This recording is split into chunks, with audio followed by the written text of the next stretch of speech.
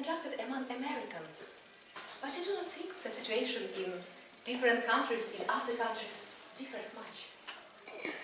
More than 40% of single people. Can you imagine? I thought about my friends, colleagues, people from my surrounding or my age, and caught myself on a thought that most of them are single. Why? Young, beautiful, handsome, intelligent, interesting people, but they are single. I thought about it. I just picked up some examples about people I know, about me, had some thoughts and combined all of this into a monologue I would like to recite to you today. But to do it, I will need a volunteer from the audience, a man, yeah, who will help me to perform this monologue. Are there any volunteers? Anton, you are welcome. Don't worry. Things. Could you please put these two chairs here?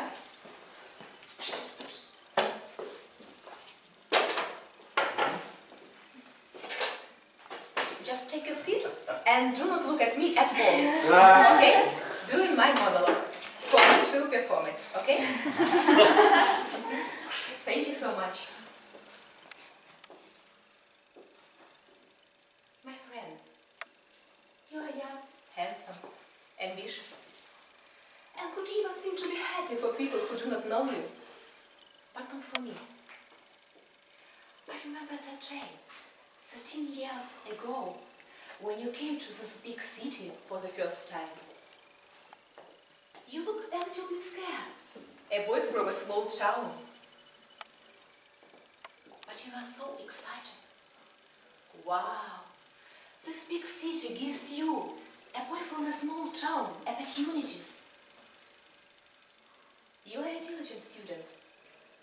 And while other students are spending time having fun, you are studying. Several years passed quickly. And you graduated. A diploma with honor. A chance to walk in the company of your dream. And you use this chance. You are working hard. Running ahead, and your career is growing up. Congratulations, my friend. You received your first senior position. But there is still something you miss, and you couldn't identify it. You have a girlfriend. Girlfriends, if to be precise. This wonderful age of high technologies. You don't need much time to find your girlfriend. Just to download a Tinder application to your cell phone. But your girlfriends are changed all the time. Finally, you find a girlfriend with whom you have a relatively long relationship. But still there is something that is going wrong. She would like to get married with you. But you say, it's just a step in a passport. It changes nothing for us. Anyway, we live together. For what? My friend, it's not just a step in passport. And you know it. And you are running against time. Time. The only thing you couldn't buy. But what about your groupmates from the university? Yes, those who were making fun when you were studying. Do they have time? Yes, they do. But they used to spend it in gyms, building up their muscles. They're so focused on creating their bodies, on analyzing how much protein they eat. Is it so important? The generation lost in loneliness. You would tell me, you are not better than me. You're right, my friend. I'm not. I'm even worse than you are. Because I deliberately neglect chances life gives me. I remember 1 year ago, you were trying to get acquainted with me. I was coming back from my Odessa trip a little bit earlier than I planned because of sad events in my family. I was so sad. You helped me with my luggage. I didn't notice you. I just said thanks mechanically and had been looking all my way home in the bus window. But how surprised I was when it was the time for me to leave the bus. You followed me and presented this big branch of roses. I was still astonished, clueless, with this bunch of roses. Everyone around was looking at me, and I couldn't understand. How could you organize it? We were in the same bus. Where? When?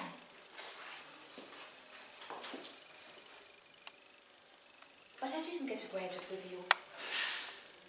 I didn't give you even a small chance to see me again as you asked.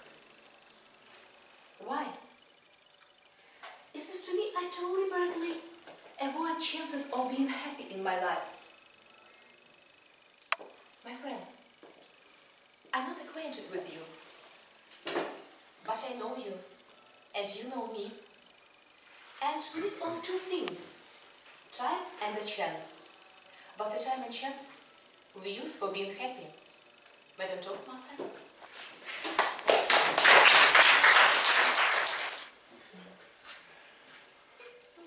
Not bad, 3 times. Great. 5. Not so many. All right. I was scared to ask. I was pretty sure that there is one guy like this. I didn't want to point him out. With your answers, I understand that I'm probably in the proper audience to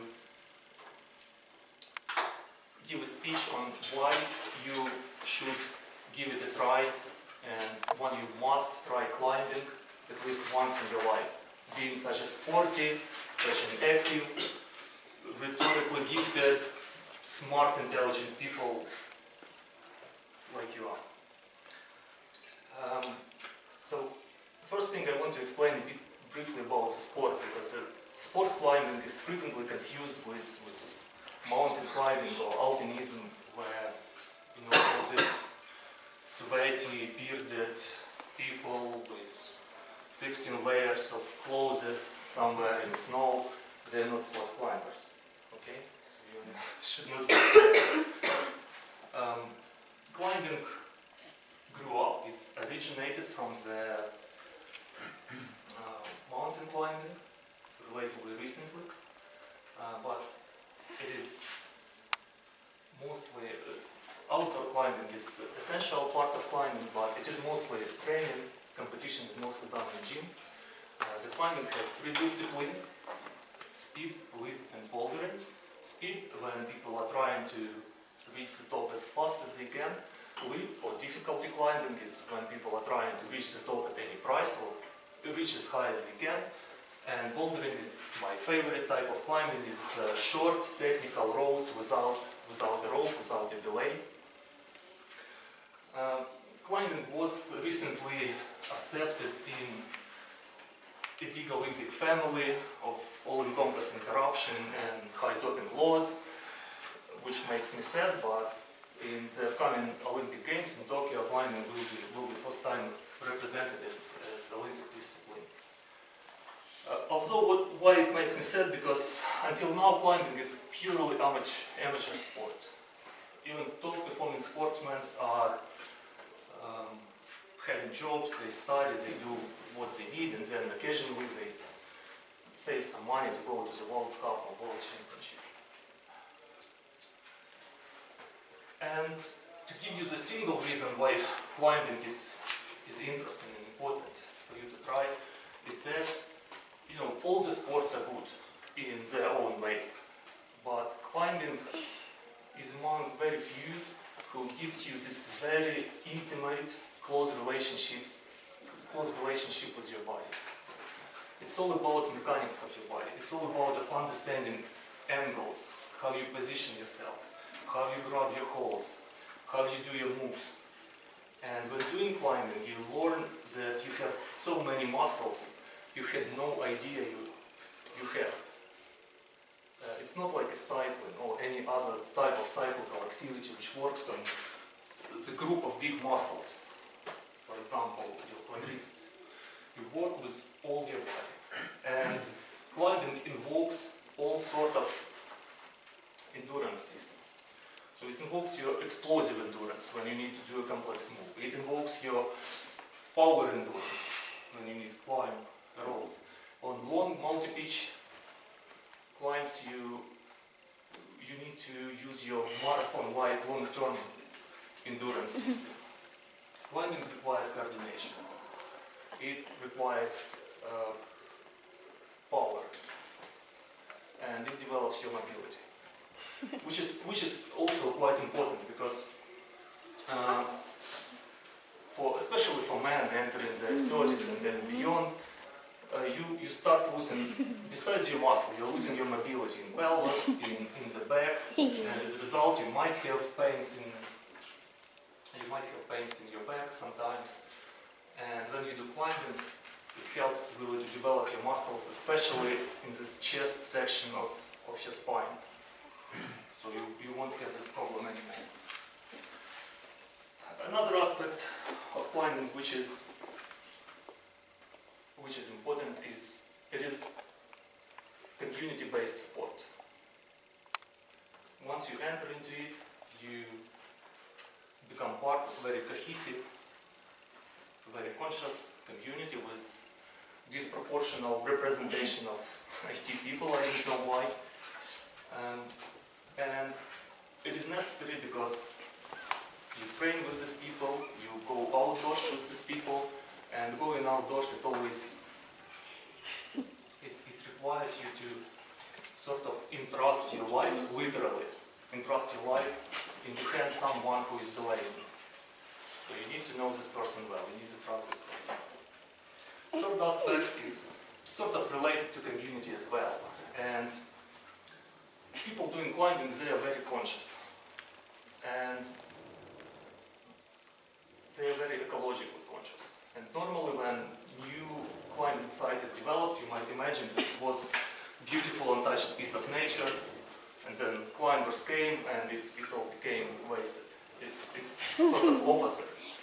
The local population turned all this granite cuirass into rubbish pits, and climbers came, and bag by bag they removed all this stuff, and all the climbing sites in Ukraine are very clean, and like internal ethics within the community is very strict. And probably the final point is going outdoors. I don't know, who of you likes to go outdoors? Those who don't like, they have no soul. I'm telling you, that is why I expect all the hands rise. Which is a great fun in itself, especially when you are young and lonely, all this sort of things. Couple of words I want to say about the venues you want to train. My fellow members know that I'm owner of a climbing gym, and I started building it years ago when I came back from Switzerland. And at that point in time, the state of sport was that all the climbing was done in this underground sort of dirty places, basements for hardcore people, cold in the winter, hot in the summer. So you need to have some mental strength to even stay in this. The smell of sweat, you can almost feel it. And when we built our gym, which was cozy, which is friendlier, which is more sort of oriented to the newbies, we set a certain bar, a certain standard to other gyms. other climbing halls which after that appeared in Kyiv.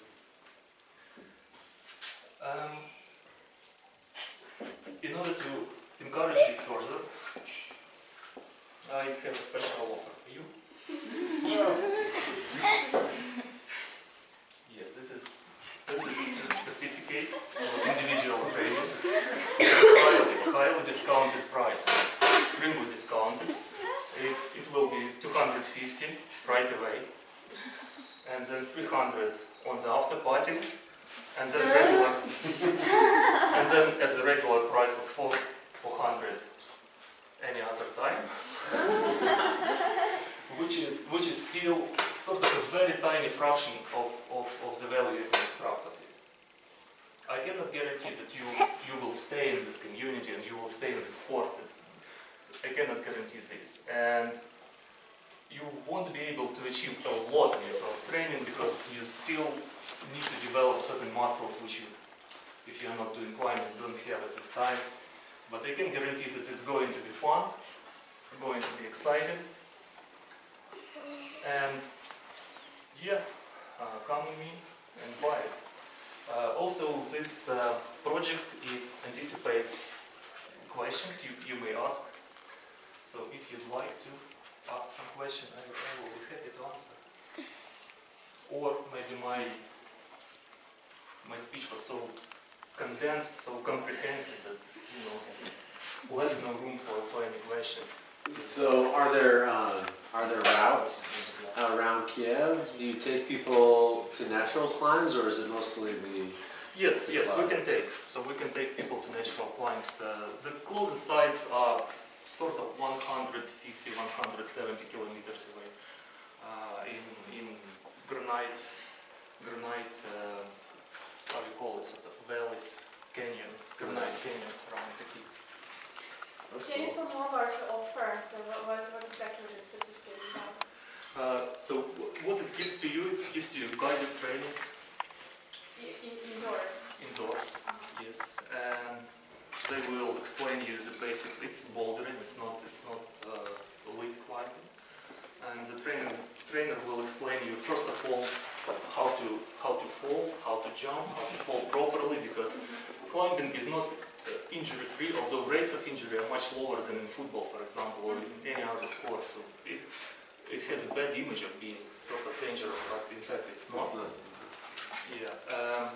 And then you will learn some basic moves and techniques, and will achieve a bit more than you thought you can at the beginning. And then it depends. If you'd like it, you can stay. Comes from Macbeth poetry of Shakespeare. The matter of fact that Lady Macbeth encouraged his husband to kill King Duncan. Her husband done his deal, dirty deal, and after that he felt guilty. And his wife said, done, what to regret? The end of the story very sad and very bad. At the end, the Lady Macbeth descended into the madness. So guys, have you ever expected some mistakes in the past? How do you regret? How do you overcome your bad situation? Please share your experience, share your thoughts. Who's brave? Friends. Dima, would you like to share your thoughts? What's done is done. For example, you deleted all your files without motivation and said, what's done is done. Bad example. Very good It's example. very bad example. Vital example. Yes. So what's done is done. I'm here. You know, a lot of people say that our life is unpredictable. I mean, something might happen and all this stuff, but I strongly believe that life is pretty much predictable, because, sorry for this like strong word, but shit will happen with everybody. There's no doubt in this. It always happens, and like, I came here and just said, okay, I will relax. No speeches, no roles, but now I'm here and need to tell something which I didn't know what to tell. And yeah, but with this one, what's done is done. It's a good thing because we shouldn't look to our past because it's already done and there's nothing you could change and you could influence. And as I said, life is pretty predictable, so let's predict our future and see how we could get some benefits from our future, because what's done is done, but our future in our hands. Thank you. And first, this phrase point in Shakespeare's Tempest by Trinculo character. Okay, so guys, who's ready to share your dreams, your thoughts? Okay, I'll go. How long do I have? 2 minutes?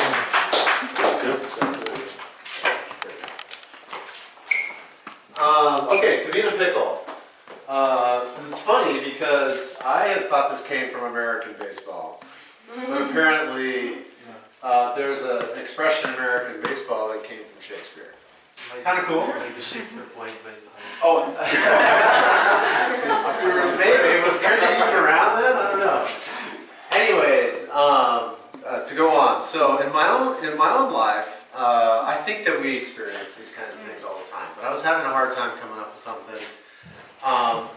But recently, the most monumental experience that I've had in terms of being in a pickle was when I moved here to Ukraine and accepted a job in a foreign country and didn't know the language, didn't know the people, hadn't met anybody in the office, and things started going terribly wrong. So it was my job to get some work done. I'll try to avoid the details as much as possible. But it was my job to get some work done. The Kiev office had several teams which were not communicating. The American office decided to send me to fix this problem, and when I got here, it just got worse. So I was in a pickle because it felt like I couldn't do my job. I was in a new place. I didn't know how to talk to anybody. Everybody was focused on me, so communication was very difficult, and it was my position to fix communication and get some work done that the company needed to get done. So I was definitely in a pickle. I took a job. I wanted this job. I wanted to come to Ukraine. I wanted to live here. I wanted to travel. I wanted this to happen so badly. And I was stuck between being here and wanting to leave and thinking I was going to get fired, and just the whole thing was really, really intense. But what's done is done, right? So this is now my third trip out. I didn't get fired. I'm continuing to work here. It looks like things are actually moving up. The office in Kiev has gotten much better. But when you're in the middle of a situation, it's very, very difficult to foresee the future and predict the outcomes of anything, really. So my pickle situation eventually turned into a butterfly, which was really nice. And so I'm continuing to be here, and I hope that I explained being in a pickle. So that's good. Anyways, thanks for having me. My name is Art-Talkers. Completely disappear. Something.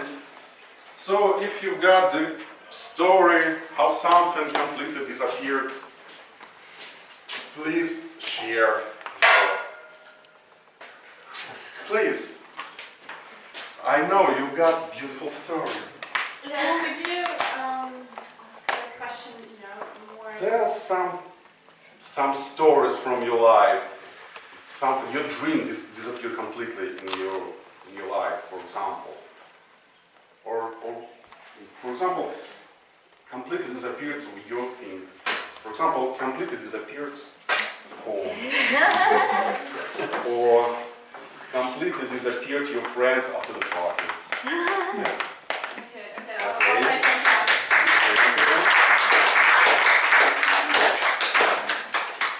But before I start, can I take a certificate? I'm trying not to.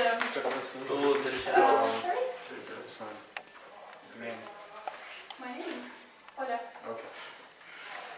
Thank you. I tried to resist this marketing tricks, but just haven't.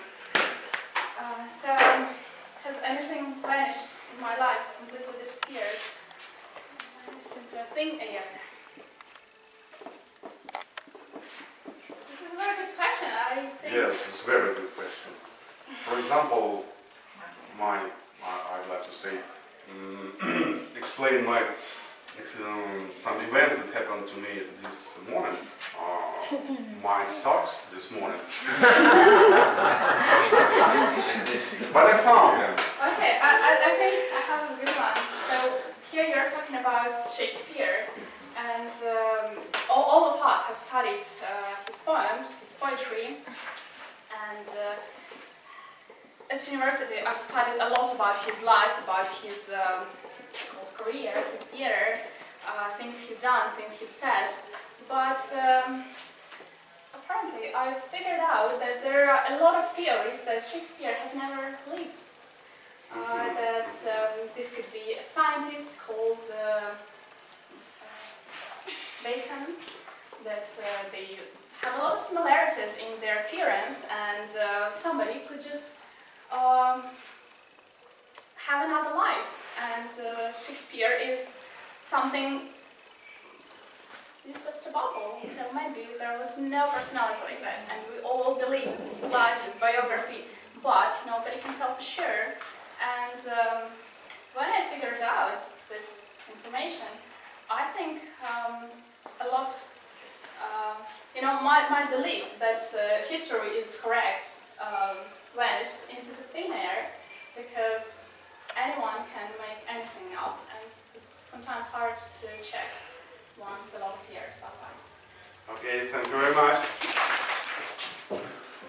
Girls, please. Who's brave? Who has sad story? Or maybe happy story? Guys, help girls.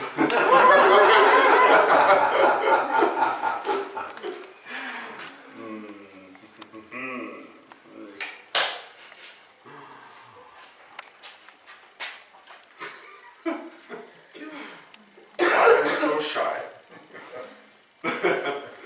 Oh, thank you very much.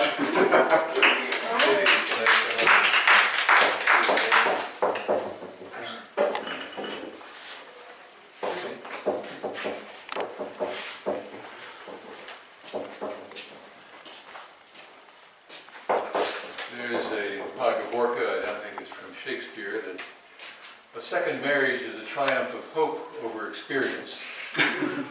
Overdose. And God knows what a third marriage is.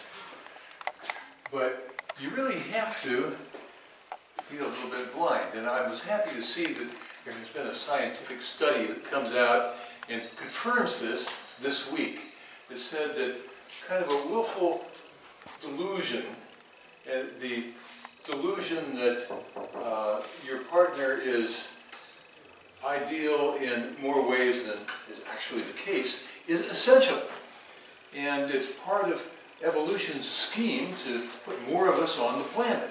Because if we really, really, really saw our potential romantic partners for who they are, assessed them by the cold measure of bright daylight, we wouldn't get married. We'd be in an honest situation. But, you know, it's kind of amazing that this blindness works for the better, because married people tend to be happier. However we may have kidded ourselves, deceived ourselves, allowed ourselves to be hoodwinked into getting into the institution, somehow the statistics are that we are happier and better off, whatever flaws our other half may have. It's a better way to live. So I'll say, thank God for the blindness, because if we didn't blunder into these errors, then we would not find our happiness in life. Madam Mr. Tabletop Master. Thank you very much. Part of clothes, for example, shoes, seen better days. Who has some thoughts? Who can express the power of this expression? Who's ready? Who's brave?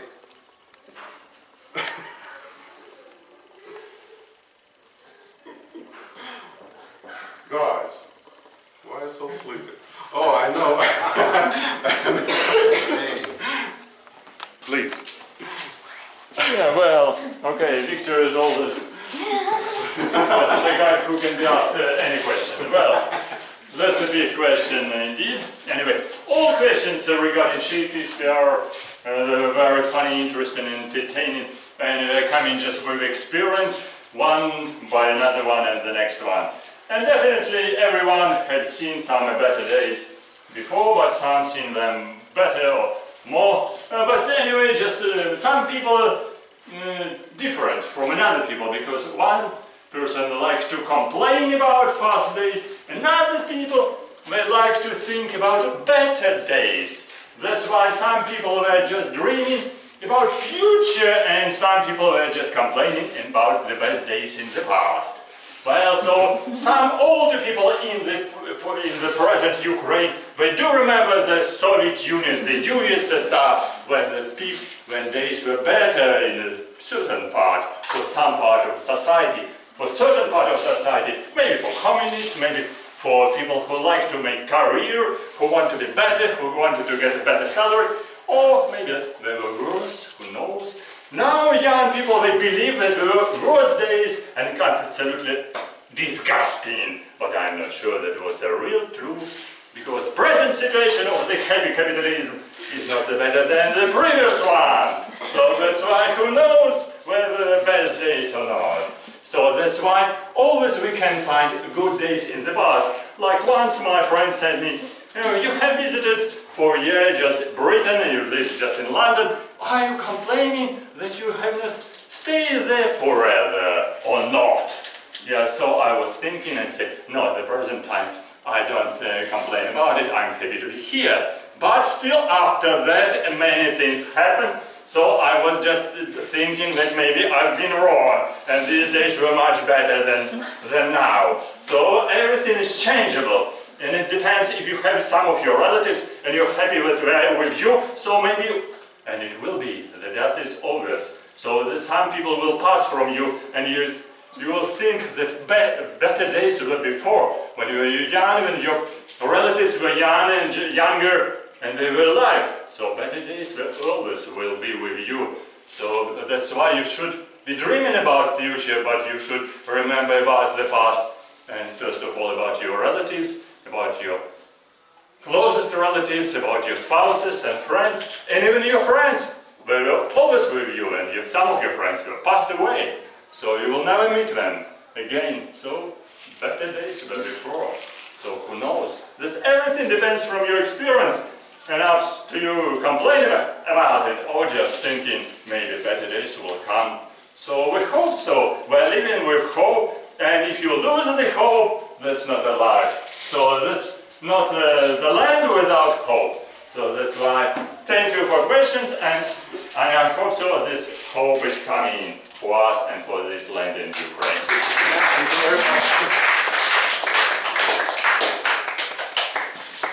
So, Steven, I happen today speaking on outdoors, which is not typical for new people who knows me. But once we were hiking with my friends, and there was one tiny girl with us. And we were